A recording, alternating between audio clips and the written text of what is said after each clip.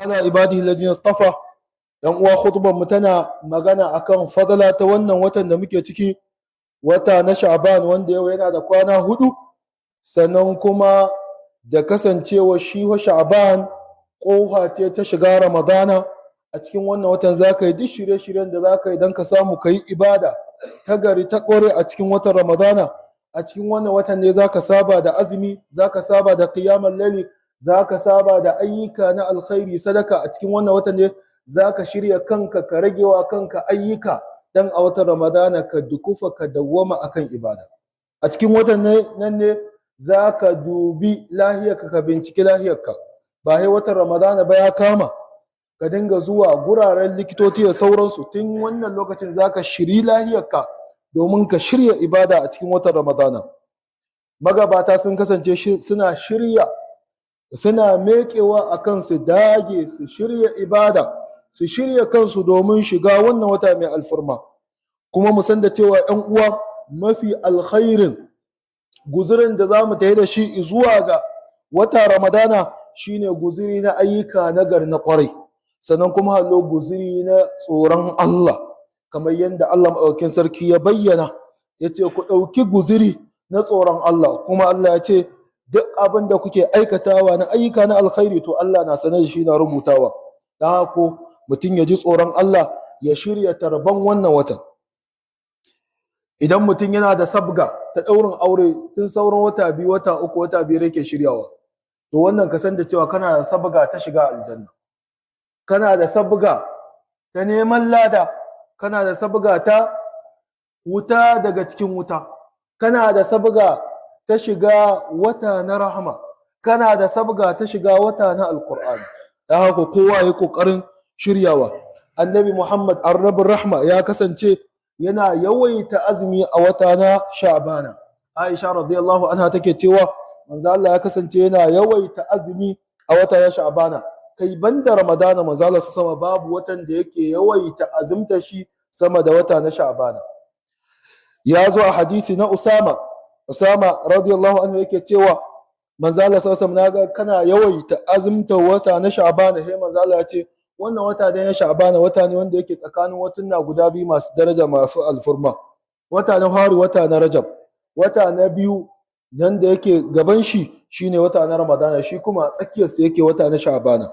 Mafi yawan mutane suna gafala shi, sai kaga mutum ya shagaltu da yin azumi na tsohi wanda addinin musulunci bai shar'anta ba, wanda manzon Allah bai koyar da shi ba. Tsohi aslan ma wa'inda ba su yin azumi an ɗauke musu azumi su ciyar, to ta za a ɗora musu azumi? Kaga ba ɗora musu azumi a watan Rajab, babu wani azumin tsohi. Wannan shine abin da sunna ta tabbatar. Amma in ya zo wata na Sha'bana inda manzon Allah ya koya, kuma ya kaga ya samu rauni ya bari. Kaga ya kamata mutum ya yi ƙoƙarin abin da manzon Allah yake yi ya yi.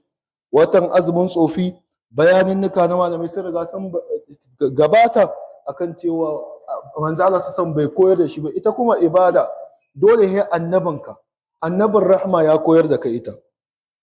Manzo Allah ya ce mafi yawan mutane suna gafala da azumta ta wannan watan. Manzo Allah ya ce a wannan watan ake daga ayyuka na bayi na wannan shekara, ake daga su zuwa ga Allah maɗaukakin sarki. Manzo Allah ya ce ina so a daga aiki na ina cikin yin azumin wannan wata. Allah taimaka, Allah sai alkhairi. Dan uwa mu san da cewa shirya tarban watan Ramadana na kasancewa a cikin ababe kamar ya haka: mutum ya gyara karan kanshi, ya gyara zuciyar shi ta wajen tuba zuwa ga Allah da duk wani laifi da yake yi. In riba kake yi, tuba bari. In ƙarya kake yi, in ɗan zamba ne, in mazinaci ne, in magulmaci ne, in mai sata ne, duk wani laifi da kake yi ka tuba a cikin wannan watan, ka shirya shiga watan Ramadana. In Allah ya taimaka, sai kaga wala Allah maɗaukakin sarki ya hudda ka daga wannan laifin gabaki ɗaya. Sannan kuma hallo mutum ya yi ta addu'a Allah kai shi Ramadana lami lafiya, dan ya azumce shi a kwanciyar hankali. Allah ba shi alkhairan da ke cikin watan Ramadana. Sannan kuma hallo mutum ya shirya kanshi domin yin ibada a hankali ya dinga yawaita ibada har ya saba da ita. Tun a wannan watan ka dinga yin qiyamul layli, haka saba da ita. A wannan watan ka dinga yawaita azumi, ka dinga yawan karatun alqur'ani. magabata sun kasance a wannan watan suna sabkoki aru na alkur'ani don su shirya ma watan ramadana da neman ilimi da karanta ilimi sannan kuma hallo da tsarkake rai. Ana so ka dinga yin duk wani abin da zai kai zuwa ga tsarkake zuciyarka da barin duk wani abu na laifi wanda zai bata ma zuciya domin ka shiga azumin watan ramadana kana tsarkake sai ka ƙara tsarki akan tsarki. Sannan kuma hallo ana so ka dinga yi wa ranka bincike, me kai na laifi ka gyara, me kai na daidai ka tabbata akan shi, me kai na daidai wanda ka rage ya kamata ka ƙara. A cikin wannan watan ake so ka shirya ma haka. Sannan kuma hallo ana so ka shirya ta ɓangaren ilimi, ka ƙara wa kanka ilimi da sani a cikin wannan watan. Ka nemi hukunce-hukunce, ka san hukunce-hukunce na azumi, ba he in ka shiga cikin matsala ba ka yi tambaya. A'a, ilimi ka yi shi farilla ce, wajibi ne ka san hukunce-hukuncen watan ramadana. Duk mutumin da yake bauta ma Allah akan jahilci ya san da cewa yana yin asara.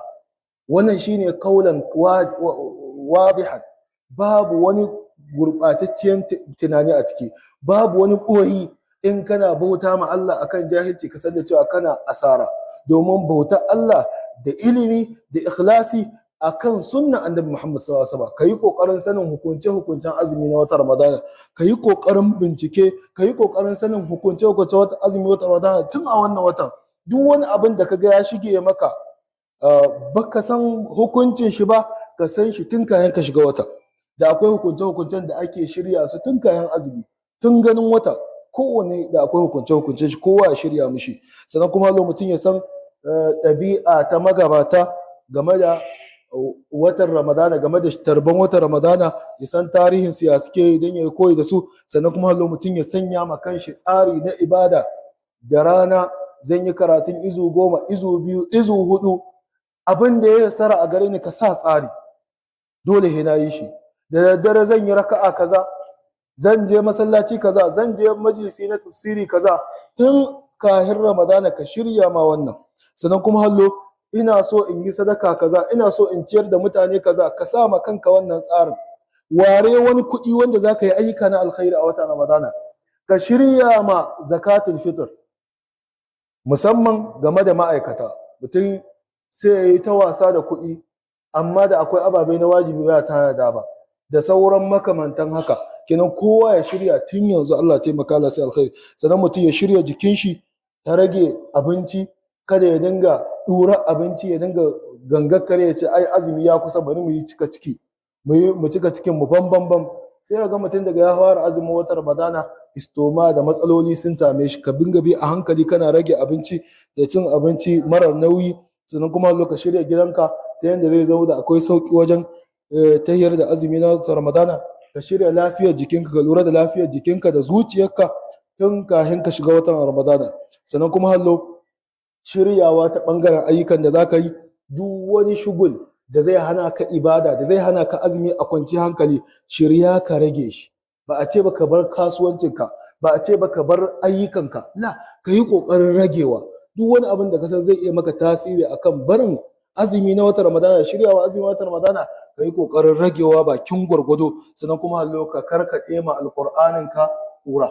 Ka shirya ka fara karatun alƙur'ani tun yanzu ka saba. Kada he ramadana ya zo shaiɗan ya samu dama wajen shantakar da kai, wajen hana ka karatu. Tun yanzu ka shirya ka fara karatu, ka fara bita karatu da kuma littattafai na me yake wa suna addini. Sannan kuma ka shirya ma majalisin da za ka dinga tahiya kana halartar tafsiri da karatuka na alƙur'ani a cikin watan ramadana. Ka shirya ma ayyukan da za ka yi, da sadakokin da za ka yi, da ayyuka na alkhairi da za ka yi a cikin wannan watan ramadana. Babban abu wanda wajibi ne akan kowa, ba iya ɗan agaji ba, masallatayya da ake tafsiran alkur'ani, masallatayya da ake yin qiyamul layl da tarawihi, mu yi ƙoƙarin tsaftace su, mu yi ƙoƙarin gyara su. Gurin da ke buƙatar ciko a yi ciko, gurin da ke buƙatar tsafta a tsaftace, gurin da ke buƙatar gyara a gyara. A shiga azumin watan ramadana masallaci a tsaftace. Allah taimaka Allah sai alkhairi.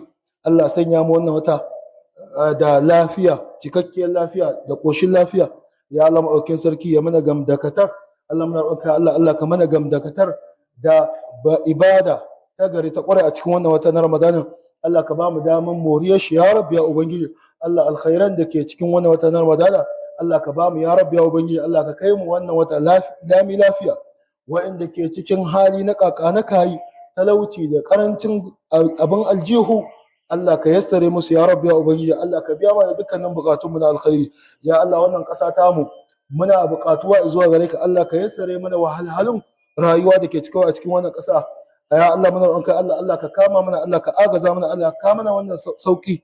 Allah ka shirya da mu ya rabbi ya ubangiji Allah ka tabbatar da mu akan sunna ta annabinka annabi Muhammad sallallahu alaihi wasallam. Allah ka kare mana wannan ƙasa ta mu Allah ka kare mana wannan shugabannin namu Allah ka tabbatar da digadigan su akan ayyuka nagari na kwarai da hidima ga addinin ka da musulmai ya rabbi ya ubangiji Allah ka kare mu ka ba mu lafiya Allah ka ba mu ƙarfin gwiwa domin yin ibadu nagari na kwarai. Ya Allah ka ba mu dama mu ribauci wannan wata na Sha'bana domin mu shirya ma wata na Ramadana ya rabbi ya ubangiji Allah mu bayu ne a gare ka muna da bukatu na alkhairi ya rabbi ya ubangiji Allah ka biya mana bukatun mu na alkhairi. Allah muna da bukatu zuwa gare ka Allah ka biya mana bukatun mu na alkhairi ya rabbi ya ubangiji Allah ka gafarta ma uwayen mu da malaman mu wanda suka rasu wanda suke da rai kuma Allah kiyaye su Allah ka tabbatar da gadigan su Allah ka ba mu tarbiyya ta gari ta kware Allah ka tabbatar da mu akan ayyuka na gari na kware Allah ka tabbatar da mu akan tsoron ka ya rabbi ya ubangiji da riko da addinin ka aqimus salah